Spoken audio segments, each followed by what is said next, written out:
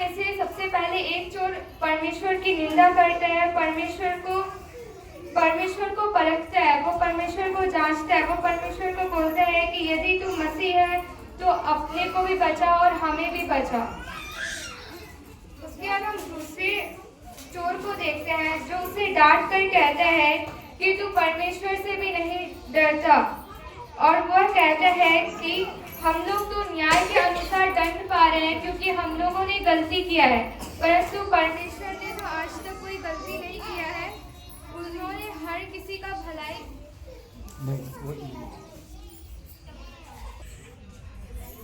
वह चोर कहता है परमेश्वर ने तो कोई सी भी गलती नहीं की है, उन्होंने लोगों का उद्धार किया है, पर फिर भी वह निर्दोष के समान उन दो चोर के बीच में लटकाए गए थे। तो यहाँ पे हमें दूसरे चोर को देख करके ये दिखता है कि वह परमेश्वर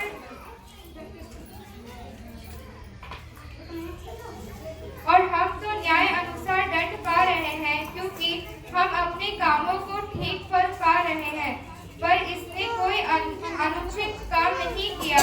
तब उसने कहा, हे यीशु, जब तू अपने राज्य में आए तो मेरी सुधि लेना। तो दूसरा जो चोर है वो परमेश्वर को कहता है, जब तू अपने राज्य में जाए तब मेरी सुधि लेना। वो दूसरा चोर जो था दूसरा चोर अपना गलती को एक्सेप्ट करता है, वो मानते हैं कि वो गलत है और परमेश्वर को वो उद्धार करता मानता है। क्योंकि जब पहला वाली में हम देखते हैं जब परमेश्वर कहते हैं कि परमेश्वर इन्हें क्षमा कर ये कर रहे हैं, उन्हें नहीं पता, तो उसी समय वह चोर समझ जाता है कि ये परमेश्वर का पुत्र है, क्योंकि परमेश्वर पे इतना उन्हें मारा, इतना पीटा, इतना कष्ट दिया, फिर भी परमेश्वर ने उन लोगों को क्षमा किया।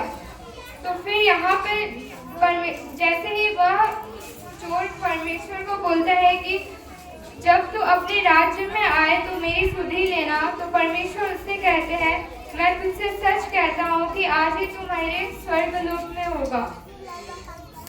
तो यहाँ पे परमेश्वर उससे कहते हैं कि तुम मेरे साथ स्वर्गलोक में होगा।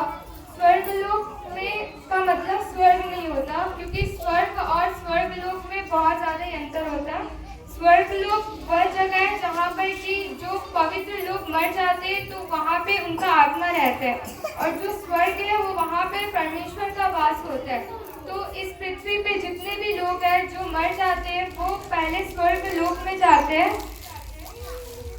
तो इसलिए परमेश्वर ने उनसे कहा कि तू आज ही मेरे साथ स्वर्ग लोक में जाएगा। तो इसी तरह हम